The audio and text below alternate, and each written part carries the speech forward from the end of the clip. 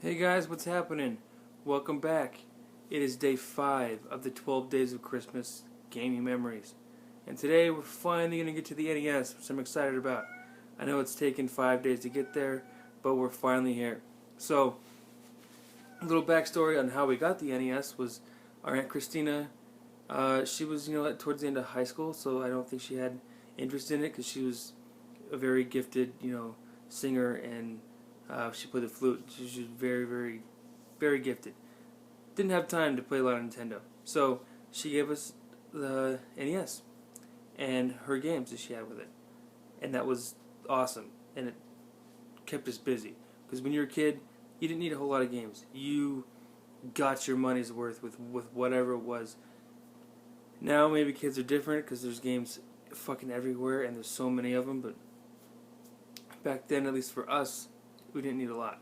So up until Christmas, we were fine with what we had. I was totally content with just having the few games that I had. But Christina showed up again for Christmas. She got Kyle and I, my younger brother Kyle, each of us a game. I'll talk about Kyle's first. Bad News Baseball. Game is fantastic, super easy to pick up, and you can play two-player with it and spend a lot of time. It's in our regular retro game rotation. This game's a blast, and I would recommend it to anybody who has an NES. You don't even have to be a sports fan. A lot of people who don't like sports, there's several games on the NES that are sports titles that they enjoy playing. Between this or Tecmo Bowl, people enjoy these games. A lot of fun. Bad News Baseball, it's awesome. My gift, however, was this atrocious piece of shit. Karate Champ. Now I'm guessing at the time, I was into Ninja Turtles and the movie Three Ninjas and that kind of shit. So anything karate related, I was into. It was probably a solid choice for her to try to pick this up for me. But my question is, this is a 5-screw game. It was 1995. They stopped making 5-screw games in like 86 or 87, as far as I know.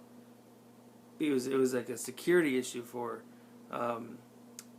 rental stores. So my guess is that this fucking game sat on a shelf somewhere because it was so fucking bad and people knew it was bad, and some sucker, meaning my aunt, finally bought it. I'm not mad at Christina at all. It was just a dud game. They enticed you with cool box art and the promise that it's going to be a cool fighting game, and it was not. So Christmas, Kyle and I actually got to. I think we opened the presents at the same time. I think it was one of those scenarios where, a family member gives the young kids an identical gift, whether it's matching clothes or whatever, which is so fucking dumb. Don't you ever do that to your family. Don't buy your nephews the same goddamn Spider-Man clothes or whatever the fuck. Don't do it. Give them their own shit. Anyway, it was one of those scenarios where we each got a identical present from the same person, so we opened it up, and I remember we both looked up at each other at the same time with the biggest smile on our faces. I couldn't tell you what all the family was doing around us, but I'm sure they were enjoying the fact that we were so excited to get a gift like that. And I'll always remember it because I think it's the one of 2 times I ever got a brand new NES game in the box. Karate Champ was not a good example of that kind of a memory. The other one, I picked out Kirby's Adventure at KB Stores in the mall here in Missoula. That was a fucking awesome game. So that being so great can make up for Karate Champ being so bad. That being said, I was the older brother, so it was my fucking rules. We were gonna play my game first. We put it in. It was bad. Like, I almost wanted to cry. It was so bad. Because then we played Kyle's game, which was awesome.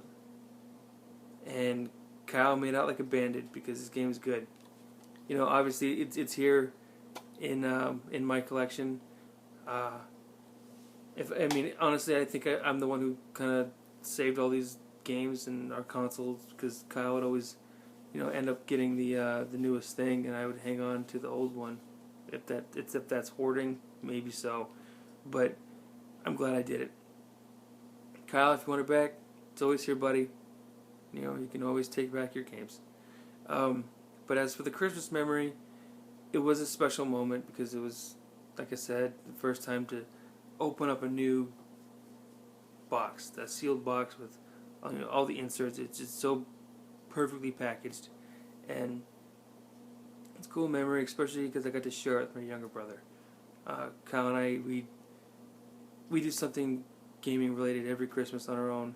Like the last video we talked about doing something with our cousins, but we always do something ourselves too. And I hope that's something that will continue. But this may have been the first shared gaming moment that we ever had, other than just playing, just a moment of brand new excitement. Kyle, I doubt you remember it, but I certainly do, and it was a great year. So that was Christmas '95, I think. We'll just pretend. And I hope you enjoyed it. Comment below if you ever remember opening an NES game for the first time. It's a pretty exciting experience, and it's hard to come by these days. So, anyways, that was day 5. Day 6 is tomorrow. All right, guys. See ya.